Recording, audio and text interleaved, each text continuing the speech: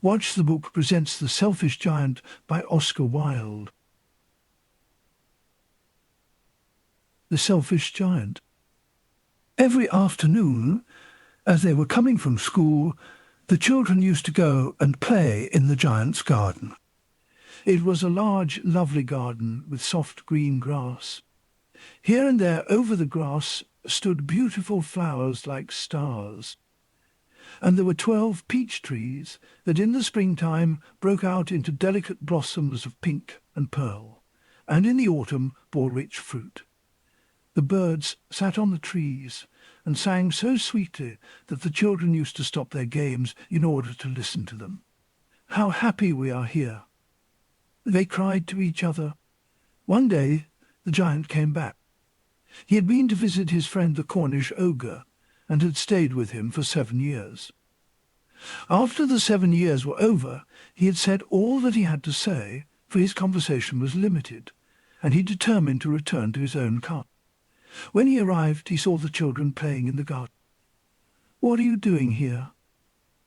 he cried in a very gruff voice, and the children ran away. "My own garden is my own garden," said the giant. "Anyone can understand that, and I will allow nobody to play in it but myself." So he built a high wall all round it and put up a notice board. "Trespassers will be prosecuted." He was a very selfish giant. The poor children had now nowhere to play. They tried to play on the road, but the road was very dusty and full of hard stones, and they did not like it. They used to wander round the high wall when their lessons were over and talk about the beautiful garden inside. "How happy we were there," they said to each other. Then the spring came, and all over the country there were little blossoms and little birds. Only in the garden of the selfish giant it was still winter. The birds did not care to sing in it, as there were no children, and the trees forgot to blossom. Once a beautiful flower put its head out from the grass, but when it saw the notice board, it was so sorry for the children that it slipped back into the ground again and went off to sleep. The only people who were pleased were the snow and the frost. "Spring has forgotten this garden," they cried, "so we will live here all the year round." The snow covered up the grass with her great white cloak, and the frost painted all the trees silver. Then they invited the north wind to stay with them, and he came. He was wrapped in furs, and he roared all day about the garden and blew the chimney pots down. "This is a delightful spot," he said. "We must ask the hail on a visit." So the hail came. Every day for 3 hours he rattled on the roof of the castle till he broke most of the slates, and then he ran round and round the garden as fast as he could go.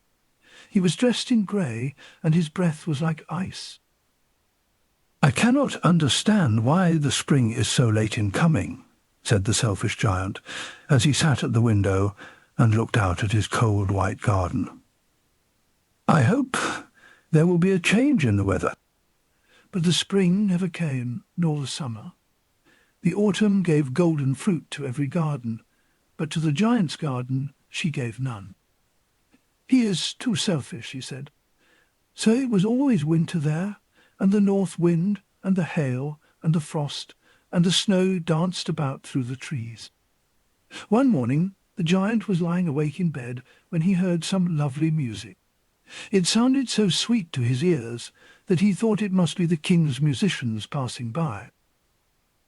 It was really only a little linnet singing outside his window, but it was so long since he had heard a bird sing in his garden that it seemed to him to be the most beautiful music in the world. Then the hail stopped dancing over his head, and the north wind ceased roaring, and a delicious perfume came to him through the open casement. "I believe the spring has come at last," said the giant, and he jumped out of bed and looked out. What did he see? He saw a most wonderful sight.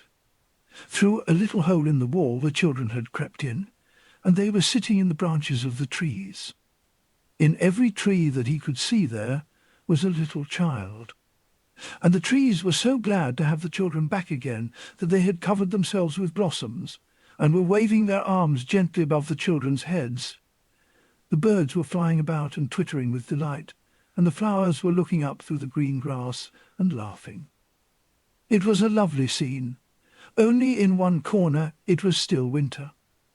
It was the farthest corner of the garden, and in it was standing a little boy. He was so small that he could not reach up to the branches of the tree, and he was wandering all round it, crying bitterly.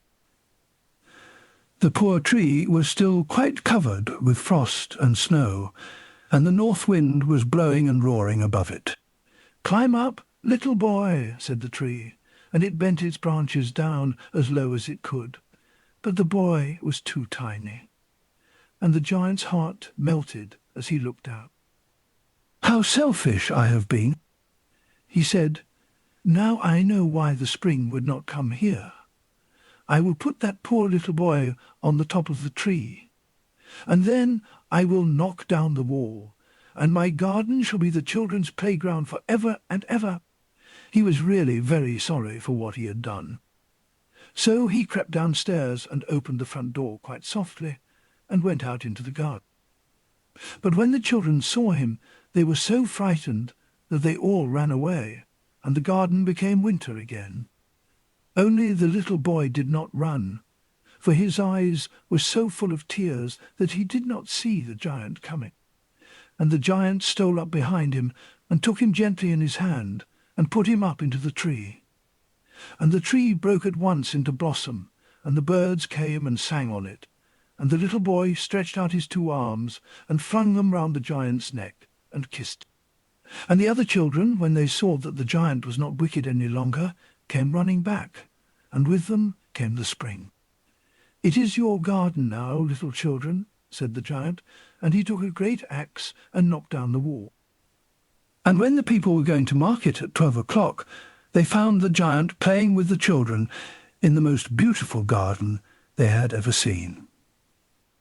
All day long they played, and in the evening they came to the giant to bid him goodbye. "But where is your little companion?" He said, "The boy I put into the tree." The giant loved him the best because he had kissed him. "We don't know," answered the children. "He has gone away." "You must tell him to be sure and come here tomorrow," said the giant. But the children said that they did not know where he lived and had never seen him before, and the giant felt very sad. Every afternoon, when school was over, the children came and played with the giant, but the little boy whom the giant loved was never seen again. The giant was very kind to all the children, yet he longed for his first little friend and often spoke of him. "How I would like to see him," he used to say. Years went over, and the giant grew very old and feeble. He could not play about any more, so he sat in a huge armchair and watched the children at their games and admired his garden. "I have many beautiful flowers," he said, "but the children are the most beautiful flowers of all." One winter morning he looked out of his window as he was dressing. He did not hate the winter now, for he knew that it was merely the spring asleep, and that the flowers were resting. Suddenly he rubbed his eyes in wonder, and looked and looked. It certainly was a marvellous sight. In the farthest corner of the garden was a tree quite covered with lovely white blossoms. Its branches were all golden, and silver fruit hung down from them, and underneath it stood the little boy he had loved. Downstairs ran the giant in great joy, and out into the garden. He hastened across the grass, and came near to the child. And when he came quite close, his face grew red with anger, and he said, "Who hath dared to wound thee?" For on the palms of the child's hands were the prints of 2 nails, and the prints of 2 nails were on the little feet. "Who hath dared to wound thee?" cried the giant. "Tell me, that I may take my big sword and slay him." "Nay," answered the child, "but these are the wounds of love." "Who art thou?" said the giant, and a strange awe fell on him, and he knelt before the little child.